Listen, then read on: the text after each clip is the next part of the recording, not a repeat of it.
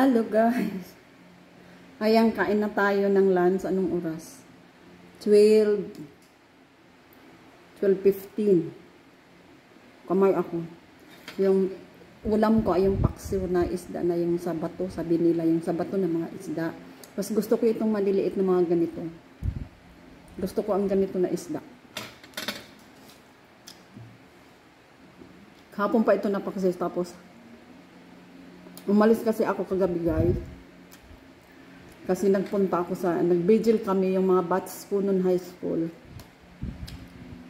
Isa sa amin na classmate namin na yung papa niya is namatay. Tapos siya, isang OFW siya sa Hong Kong, yung namin yung batch. Tapos umuwi siya noon 25 September 25. Tapos yun na nga, kahapon kagabi nagpunta kami doon. Mga classmates ko, doon kami.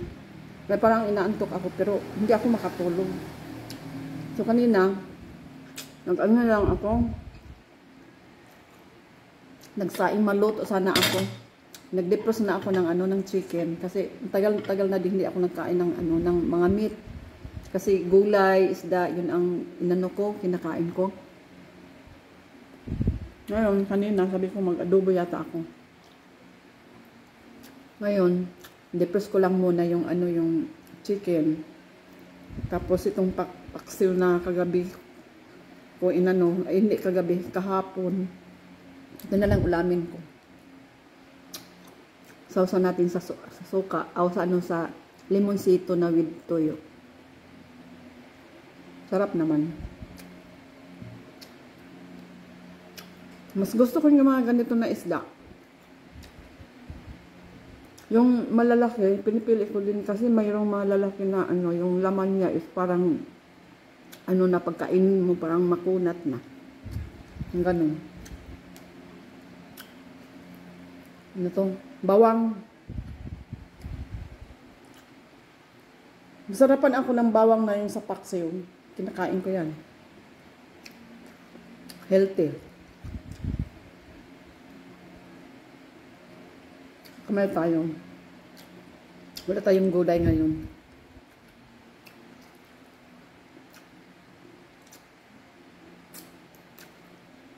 Hindi nga ako nakapunta sa garden ko kaninang umaga. Ngayon ako. Mayroong bayabas na mga yung mga hinog. Iniipon ko nga yun, nilalagay ko sa rep. Iniipon ko. Ngayon madami na na. So ako, Diyos ko, mayroon pa doong ito yung niya. Super sticky siya kasi mga hinog na na bayabas. So nilagyan ko ng tubig para hindi siya masyado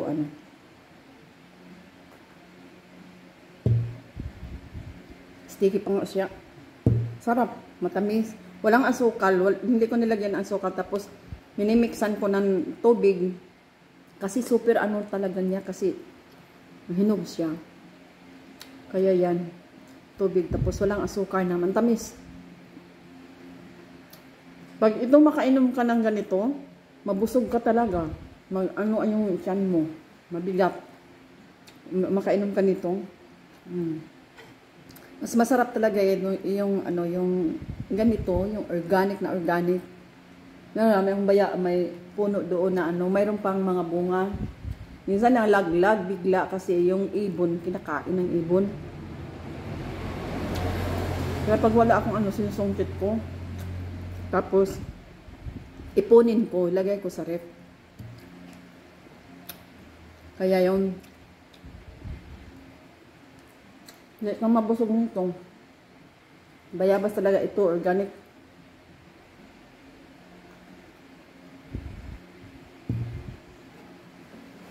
Nunga ako dito.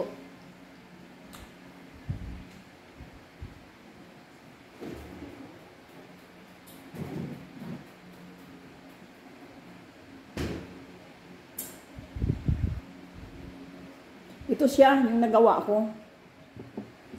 Dami bukod sa isang baso na ko. Tapos ito siya yung ng guava. Walang gatas nito. Ito, walang gatas. Itong iniinom ko, mayroong pinaanuhan ko lang konti ng ano, yung first milk. Ayan, ganyan siya, oh.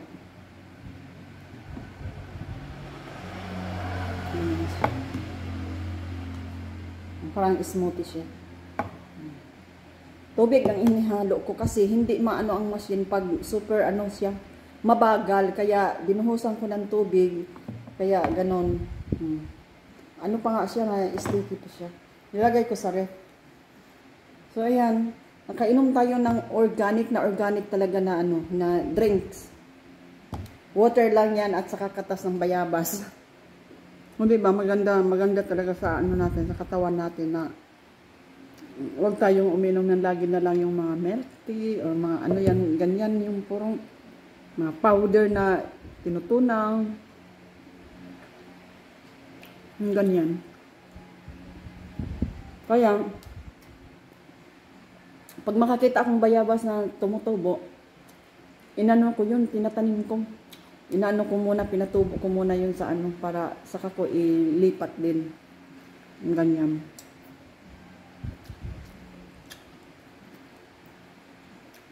Kasi, mayroon akong machine na bukod yung ano, yung balat niya at saka yung buto. Dalawang labasan kasi, yung sa kabila is para, yung sa juice talaga niya. Yung sa kabila na ano, labasan is sa buto at saka yung mga balat yung ganyan. Ayan siya. Nilagaan ko nga yan. Alaga ko yung machine na yan kasi hindi na ako makabili. Hindi na ako makabili dito. Kasi galing yan sa ano. Nag-ano ako dito, padala ako ng ano ko, yung bagahe ko. Puro mga gamit na galing doon sa Germany. Kaya, yan.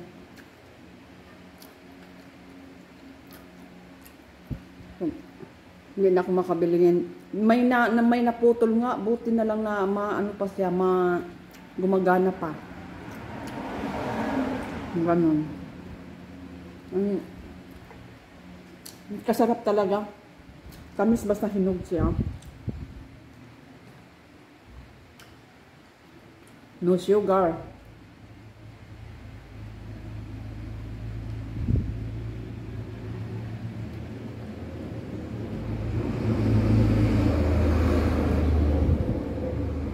Ang sarap talaga, promise.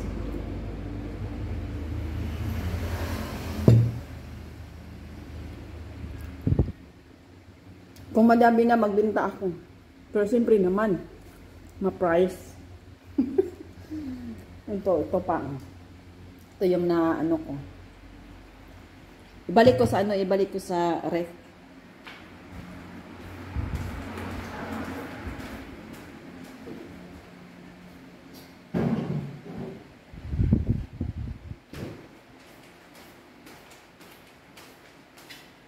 Yan. Hindi ako nakabis ng pantulog ko. Pantulog ko kasi ito eh. Kanina, inaabangan ko kasi yung mag-reading ng ano, ng electric, ng kuryente. Inaabangan ko kasi para maano ko lang. Kasi yung last, ang laki ng binayadan ko is ano, 3,000. So ngayon, 1,900 yung, hindi sa nabigyan ko, sabi ko, tinawag ko, nasaan na yung bill ko? Akala nila may tao, pero open naman yung pintuan ko. Doon ako nakaupo sa ano, sa labas. Hindi lang ako nakita kasi may mga halaman. Sinigawan ko, ang ano ko, yung bill ko. Yun, nakabinigay sa akin. Kasi alam ko na every 27 of the month, nagre-reading yan sila. Kahit nga Sabado, pag Sabado ang 27, mag-reading pa din, mag-reading. Tapos ang bayadan is ano, sabay-sabay yung bayadan ko ng kuryente at saka yung sa wifi ko, yung sa PLDT. Sabay-sabayan sila. Minsan kinabahan ako pag ano, baka tumaas yung ano ko, yung electric bill ko. Yung last kaya nakabayad ako ng 4,000 plus. Ngayon bago na yung meter kasi nag-complain talaga ako doon. Sabi ko, wala na akong washing machine kasi nasira. Hindi pa ako nakabili. Nag-hand wash lang ako pero okay na din kasi Damit ko lang man lang yung ano ko. Porque lang kung mag ano ako, mag ano ako ng bedsheet, mag-change, tapos yung komot, minsan ano ko sa laundry. Yun. Kaya bumaba 19 ngayon yung ano ko ng electric bill. Sabi ko, ay salamat. So plus bayadan ko sa ano, sa ano pa yun, sa PLDT is 1.7 1.7 yung bayadan ko sa PLDT.